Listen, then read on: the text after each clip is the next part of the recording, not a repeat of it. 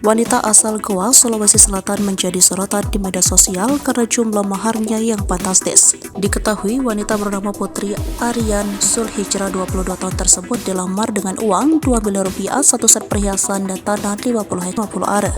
Bahkan kabarnya pernikahan wanita dan tunangan itu akan dilangsungkan di Tanah Suci Mekah.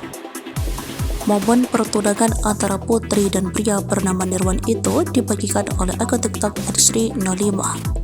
Dalam rekaman video tersebut terdapat momen di mana pasangan calon pengantin Nirwan dan Putri sedang melangsungkan acara pertunangan mereka.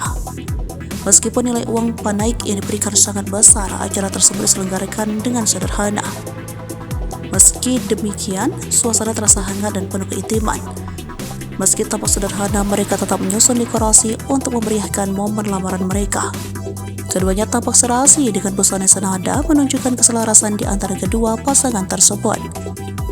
Pasangan ini sebenarnya dijodohkan oleh orang tua mereka. Rencananya, Nirwan dan Putri akan melangsungkan akad nikah mereka di Baitul Mekah jika tidak ada halangan.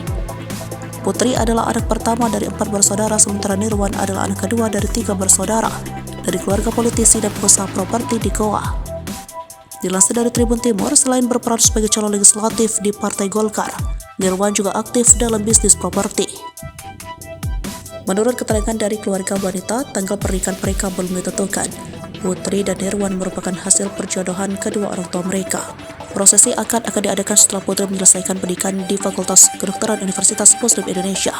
Diketahui adapun uang panah yang diberikan Nirwan ke Putri yakni mencapai 2 miliar rupiah, satu setel emas dan berlian. Maharnya 88 drill, sebidang tanah 5.000 meter dan seperangkat alat sholat.